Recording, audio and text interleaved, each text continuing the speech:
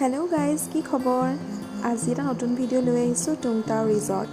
এই টুং ৰিজৰ্টখন আছে আপোনাৰ নামচাই চৌখাম অৰুণাচল প্ৰদেশত। আহকচোন ভিডিঅ'টো চাওঁ আৰু সকলোৱে ভিডিঅ'টো চাব বুলি আশা ৰাখিলোঁ, লগতে লাইক শ্বেয়াৰ ছাবস্ক্ৰাইব কৰি দিব বুলি আশা ৰাখিলোঁ।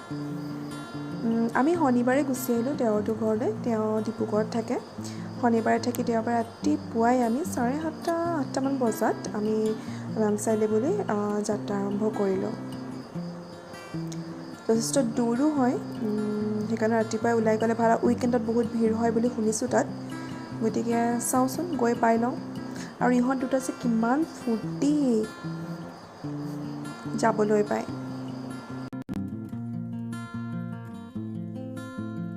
আমাৰ ডিৰাগেটত পাছ লোৱা নহ'ল, যিহেতু মোৰ দেৱৰজনে SBI বেংকত কৰে, গতিকে তেওঁ কাৰ্ডখন দেখাই লগে লগে যাবলৈ দিলে। এয়া এতিয়া আমি টুং ৰিজৰ্ট পালোঁহি। টুং ৰিজৰ্ট পোৱাৰ লগে লগে যথেষ্ট ৰ'দটো চোকাও আছিল সেইদিনাখন। ইহঁত দুটাই খুব ভাল পাইছিল টুং ৰিজৰ্ট পোৱাৰ লগে লগে। আৰু তাত পাৰ পাৰ্চন আপোনাৰ 50 ৰুপিজকৈ লোৱা হৈছিলে। ইহঁত দুটাৰ অকণমান দুটাৰ কাৰণে টিকেট লোৱা নহ'ল, কাৰণ ইহঁতৰ নালাগে বুলি ক'লে। যথেষ্ট চোকা আছিল কিন্তু ৰ'দটো সেইদিনাখন। ইমান ধুনীয়া চাফা কৰি থৈছে, চাৰিওফালে গ্ৰীনেৰী মানে ইমানেই ভাল লাগিছে নহয়।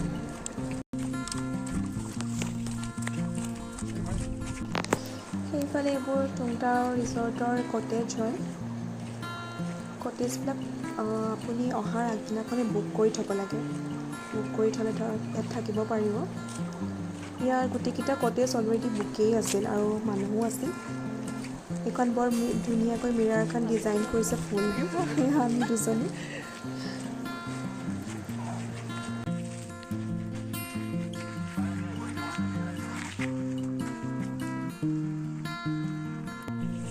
টুং ৰিজৰ্টলৈ সোমাই আহি সোঁহাতে ৰিচেপশ্যন কাউণ্টাৰটো দেখিব।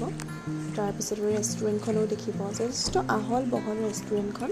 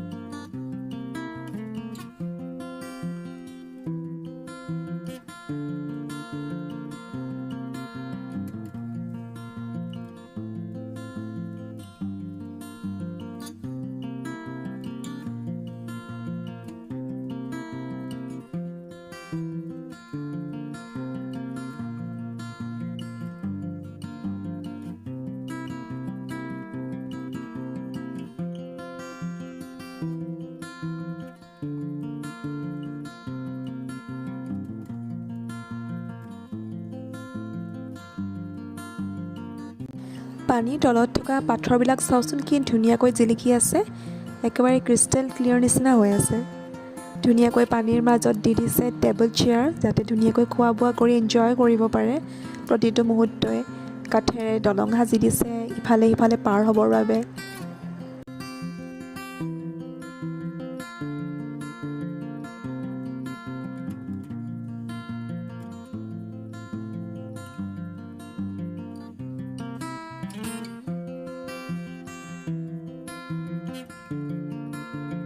ষ্টাৰ্টাৰ অৰ্ডাৰ কৰি দিছিলোঁ, ফ্ৰেঞ্চ ফ্ৰাই আৰু পনীৰ পকোৰা।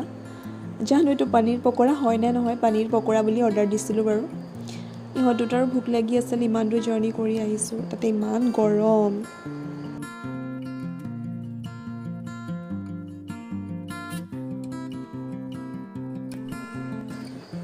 খেৰৰে হাৰ্টবিলাক বহুত ধুনীয়াকৈ বনাই দিছে।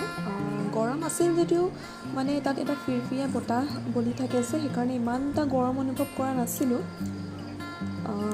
আৰু লগতে পানীখিনি অত্যন্ত চেঁচা আছিল, যিহেতু পাহাৰৰ পানী হয় ন, গতিকে অত্যন্ত চেঁচা আছিল, ভাল লাগিছিল। ইহঁতে বহুত ফূৰ্তি কৰিছে। লগতে আমি দুজনী সিহঁতৰ লগতে অলপ ফূৰ্তি কৰিছোঁ পানীৰ মাজত। সঁচাকৈ পানীৰ মাজত যে প্ৰায়খিনি সৰু ল'ৰা ছোৱালীয়ে মানে খেলি আছে আৰু পানী পালে যে সিহঁতে ৰখিব নোৱাৰে সেইটো মানে একেবাৰে প্ৰমাণ আৰু।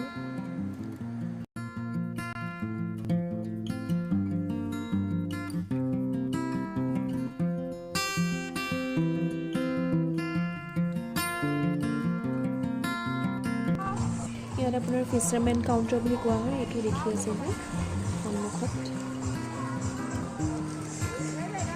এয়া মানুহ আহি পালেহি যথেষ্ট। আমি প্ৰথমতে আহোঁতে ইমানখিনি মানুহ নাছিল, কিন্তু লাহে লাহে মানুহ আহিবলৈ আৰম্ভ কৰিলে, যিহেতু ছানডে আছিল সেইদিনাখন।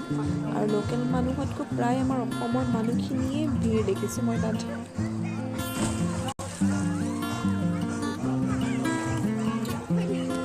মাৰিবা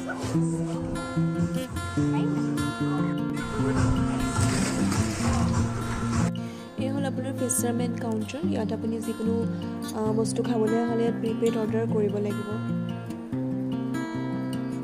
তাৰপিছতে তেওঁলোকে মানে যাৰ নামত অৰ্ডাৰ কৰিব, ধৰক মোৰ নামত যদি অৰ্ডাৰ কৰিছোঁ তেন্তে মই যোনখন টেবুলত বহি আছোঁ তাত গৈ তেওঁলোকে অৰ্ডাৰটো মোৰ নামত দি থৈ আহিবগৈ।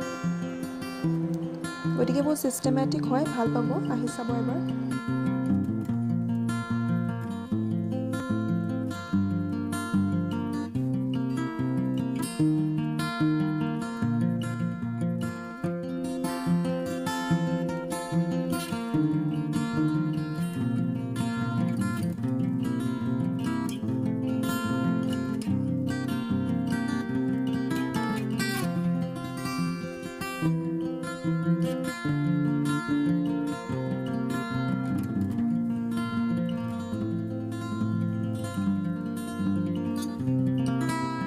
পানীৰ পৰা উঠি আহি সকলোৱে আমি লাঞ্চ কৰিলোঁ ইয়াত।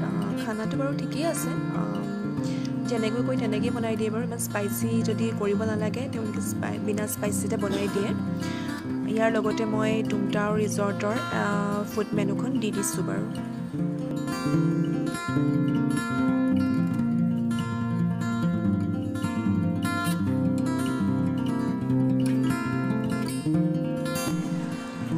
ৰিজৰ্টত লাঞ্চ কৰি আমি আকৌ 7 km আহিলোঁ।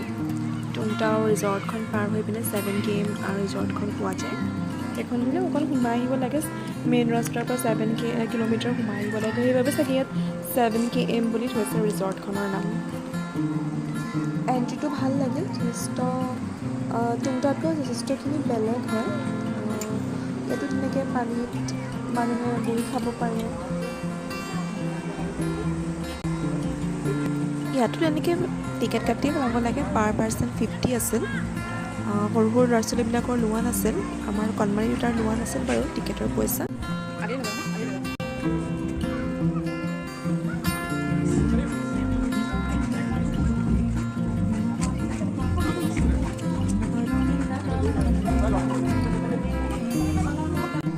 ইয়াত এলিফেণ্ট চাফাৰীও কৰিব পাৰে, কিন্তু আমি নকৰিলোঁ, যথেষ্টখিনি ভাগৰ লাগি আছিল আমাৰ। গতিকে এলিফেণ্ট চাফাৰী কৰা নহ'ল, জাষ্ট এনেই সোমাই পিনে চোৱা হ'ল ৰিজৰ্টখন। যথেষ্টখিনি ধুনীয়া আৰু বহুত চাফ চিকুণ।